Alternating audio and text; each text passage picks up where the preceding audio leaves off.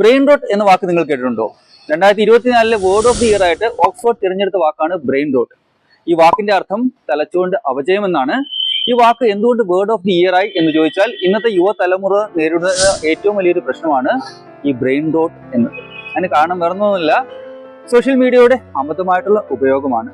ഈ സോഷ്യൽ മീഡിയയിലെ റീൽസും ഷോർട്സും അമിതമായി കാണുന്നത് കൊണ്ട് ചിന്ത എന്നുള്ള കാര്യം ഉപയോഗിക്കേണ്ടി വരുന്നില്ല. അതായത് വളരെ സിമ്പിൾ ആയിട്ടുള്ള കാര്യങ്ങളാണ് കാണുന്നത്.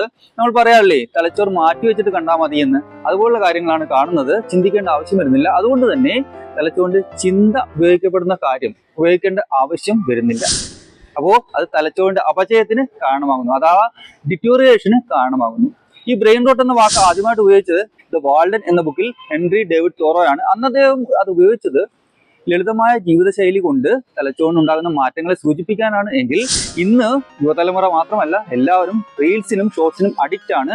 ചിന്തിക്കേണ്ട ആവശ്യം വരുന്നില്ല. അതുകൊണ്ട് തന്നെ ഈ ചിന്ത എന്ന ഭാഗം ഉപയോഗപ്പെടുന്ന തലച്ചോറിന്റെ ഒരു ഭാഗം തന്നെ ഇല്ലാതായിക്കൊണ്ടിരിക്കുകയാണ്, അല്ലെങ്കിൽ അതിന് അപചയം സംഭവിച്ചുകൊണ്ടിരിക്കുകയാണ്.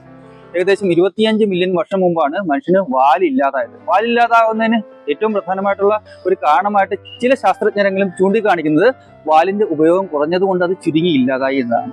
അതുപോലെ ബ്രെയിനിലെ ചിന്തയുടെ ആവശ്യം ഇല്ലാതായി വരുമ്പോൾ ചിന്ത എന്ന കാര്യം ചെയ്യുന്ന തലച്ചോറിന്റെ ഒരു ഭാഗം തന്നെ ഇല്ലാതാവാനും സാധ്യതയുണ്ട് എന്നുള്ളതാണ് സത്യം. അതുകൊണ്ട് തന്നെ നിങ്ങൾ ചുറ്റും ഒന്ന് കാണുക, പുറത്തേക്ക് ഇറങ്ങി ഒന്ന് നോക്കുക, ഇടയ്ക്കെങ്കിലും റീൽസിൽ നിന്നും ഷോർട്സിൽ നിന്നും കണ്ണെടുക്കുക, ചുറ്റുമുള്ള മനുഷ്യരെ പരിചയപ്പെടുക, ഒന്ന് ചിന്തിക്കുക, ചിന്ത എന്ന കാര്യത്തെ വീണ്ടും വീണ്ടും ഉപയോഗപ്പെടുത്തുക. All the best.